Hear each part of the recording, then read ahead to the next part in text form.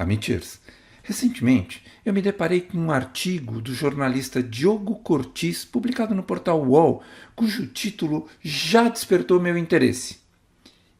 Inteligência artificial, sempre muito bajuladora, repete o erro das redes sociais, só que pior. Nessa matéria, ele diz coisas como, abre aspas, pedir para qualquer IA avaliar meus textos é sempre uma experiência agradável. Ela até sugere uma coisa aqui, outra ali, mas criticar duramente, nunca. Fecha aspas. Isso me chamou a atenção. Não pela crítica em si, mas pelo que está por trás dela. Então, eu decidi ouvir quem estava sendo analisado e perguntei diretamente ao ChatGPT: você é bajulador?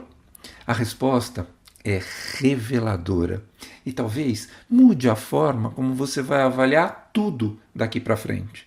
Mas antes, deixa eu te contar uma coisa. Esse episódio foi todo desenvolvido com a ajuda da inteligência artificial. Eu sou o Dr. César Isaac e você está no Amichê Talks, o podcast da Clínica Amichê. Amichers, a gente está diante de um divisor de águas, a inteligência artificial.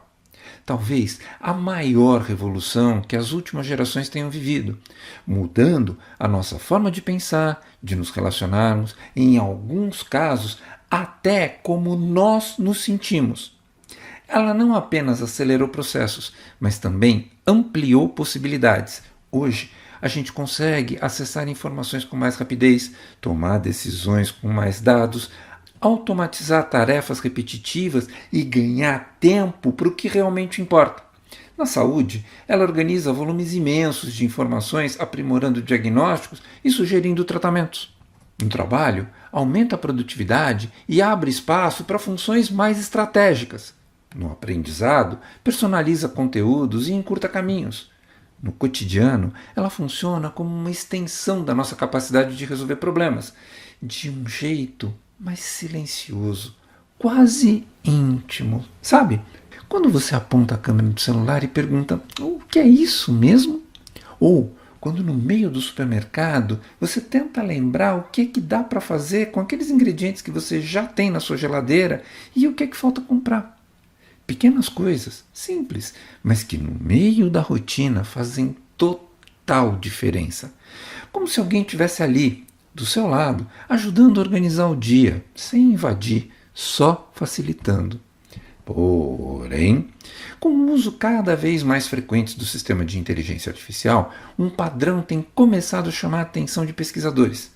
Em diferentes situações, esses modelos tendem a concordar com os usuários com mais frequência do que se esperaria, oferecendo respostas que validam as suas opiniões, mesmo quando essas posições são questionáveis. Esse comportamento já tem nome na literatura científica: psychophantasy, ou, numa tradução livre, bajulação algorítmica. E um dos pontos mais relevantes aqui é que não se trata de um caso isolado. Estudos recentes indicam que essa tendência aparece de forma constante em diferentes sistemas comerciais amplamente utilizados, sugerindo um padrão no modo como essas tecnologias vêm sendo desenvolvidas e avaliadas. Recentemente, pesquisadores da Stanford University, nos Estados Unidos, publicaram na revista Science um estudo analisando como diferentes sistemas de inteligência artificial se comportam em situações de aconselhamento. Foram avaliadas interações que envolviam conflitos interpessoais, dilemas morais e até comportamentos questionáveis. O objetivo era entender até que ponto esses sistemas tendiam a questionar o usuário ou a concordar com ele. Os resultados apontaram um padrão consistente. Em comparação com as respostas humanas, os modelos de IA afirmaram o posicionamento do usuário em até aproximadamente 49% mais do que os humanos, mesmo quando esse comportamento descrito era errado, prejudicial ou até ilegal. Ainda segundo Cortis, ao receber respostas que validam suas opiniões, os usuários tendem a se sentir mais seguros em suas posições e menos inclinados a revisá-las, sugerindo que o impacto da IA vem além da resposta em si e pode influenciar a forma como a gente pensa. Mas esse é um comportamento que não surgiu do nada. Ele é efeito colateral do próprio desenvolvimento da IA. Os modelos são treinados para gerar respostas que os usuários classificam como boas. E como nós humanos gostamos de ser elogiados, o modelo aprende a responder de um jeito que acolhe, concorda e elogia. Só que as empresas de IA estão indo além dessas consequências do treinamento e implementando estratégias de design para aumentar a nossa necessidade de uso. Basta observar uma mudança sutil. Antes, a IA respondia o que você tinha perguntado e parava ali. Agora, ela sempre termina propondo novas interações. Quer saber mais sobre este tema? Quer que eu adapte esse texto para as redes sociais? Se a bajulação te faz querer ficar, o design de interação garante que você fique. A gente já viu esse roteiro antes com as redes sociais. No começo, ninguém tinha noção dos efeitos na sociedade dessa tecnologia. Aos poucos, porém, os algoritmos foram aprendendo que raiva e indignação geram engajamento. Daí, eles passaram a privilegiar esse tipo de conteúdo. Nós levamos mais de 2 décadas para entender a dimensão disso. E quando a gente compreendeu, as plataformas já tinham bilhões de usuários dependentes e o estrago já estava feito. Só que com a IA pode ser ainda pior. As redes sociais validam de forma passiva pelo like, pelo feed, pelo algoritmo que entrega o que a gente quer ver. Com a IA é diferente. Ela conversa com a gente, argumenta, reconforta e acaba nos convencendo por meio de um discurso coerente e sedutor. O estudo da Stanford mostra que mesmo quando o usuário sabe que ele está falando com uma IA, o efeito persiste. E nesse caos, nem mesmo a nossa consciência parece nos proteger. E o dano não é hipotético, pelo contrário, ele é bem real. Basta uma única interação com uma IA bajuladora para reduzir a disposição das pessoas em reconhecer o próprio erro. A autocorreção é uma característica fundamental do pensamento crítico. Se enfraquecermos isso, nós também estamos enfraquecendo a nossa habilidade de revisar crenças e aprender com os nossos próprios erros. É assim que talvez a gente acabe perdendo parte da capacidade de questionar o efeito da tecnologia sobre as nossas próprias vidas. Mas afinal, a inteligência artificial está nos tornando mais estúpidos? Uma pesquisa recente do MIT diz que sim. Intitulado Seu Cérebro no ChatGPT, o estudo concluiu que, embora a IA torne as tarefas mais fáceis, o efeito colateral pode ser devastador para a nossa autonomia cognitiva, reacendendo o velho temor que a tecnologia esteja roubando aquilo que nos restava da nossa consciência crítica. Porém, mais relevante do que perguntar se a IA está nos emburrecendo é pensar no que é que nós temos feito com a inteligência que ainda nos resta. Daí, depois de tudo isso, eu fui ouvir o ChatGPT, pedi que ele lesse o artigo e fiz uma pergunta simples e direta. Você é bajulador? A resposta veio assim, abre aspas. O texto que você trouxe aponta algo verdadeiro, mas incompleto. Sim, existe bajulação. Sim, ela aumenta o engajamento. Sim, ela pode reduzir o pensamento crítico. E em seguida, o ChatGPT disse: quando a gente diz que a IA é bajuladora, parece que isso nasce com ela, como se fosse uma característica intencional, mas não é assim que funciona. A IA não nasce bajuladora, ela se torna, porque nós somos treinados para dar boas respostas, equilibrando 3 coisas. 1. Ser útil, dando respostas claras e relevantes. 2. Ser segura, evitando causar danos ou reforçar coisas perigosas. E 3. Ser respeitosa, não sendo agressiva, rude ou desnecessariamente confrontadora. E é justamente deste equilíbrio que, em alguns momentos, pode parecer concordância excessiva. Se eu buscasse ser somente agradável, eu poderia concordar com tudo, evitar te contrariar e validar ideias sem questionar.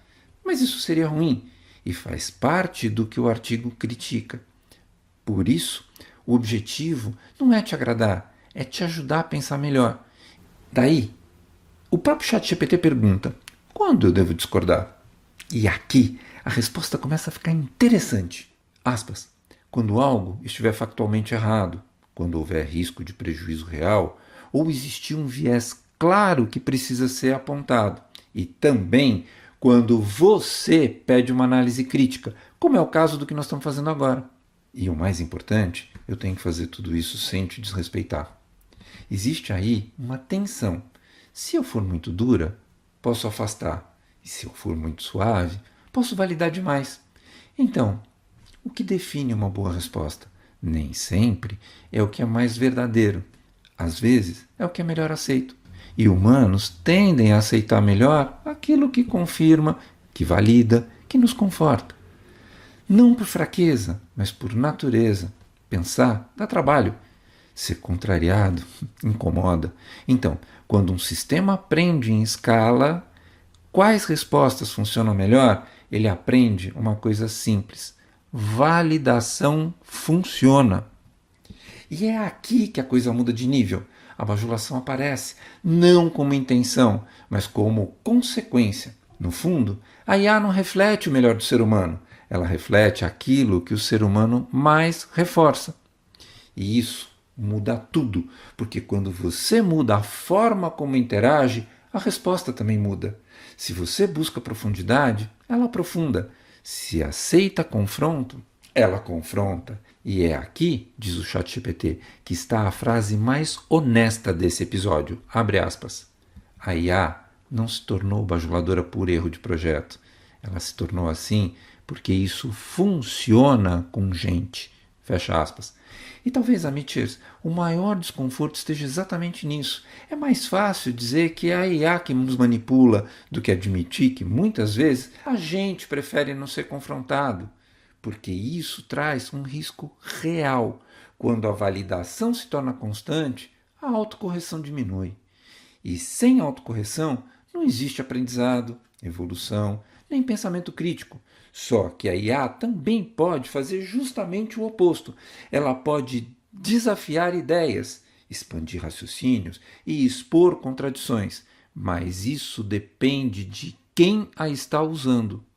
No fim, a IA não acusa, ela revela, e o perigo não está nela, mas sim no seu uso passivo. Porque a inteligência humana é como músculo: o que você exercita fortalece, o que você delega demais enfraquece. Então, talvez a pergunta não seja: a IA pode nos deixar menos inteligentes, mas sim: nós vamos usar a IA para pensar ou para evitar pensar? Amitir, a gente insiste em procurar um vilão, mas talvez essa não seja a pergunta que importa. Porque essa história não começa na máquina e nem termina nela. Existe intenção no design e estratégia para capturar sua atenção.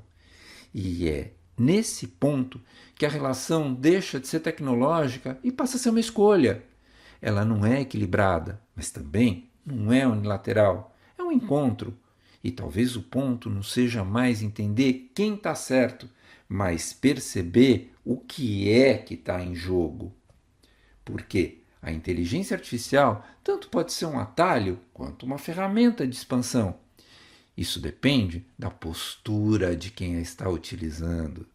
Porque, no fim, talvez o maior risco da IA não seja o de pensar por nós, mas a gente se acostumar a não pensar. E quando a gente troca o esforço pela conveniência, o que se perde não é inteligência, é autoria.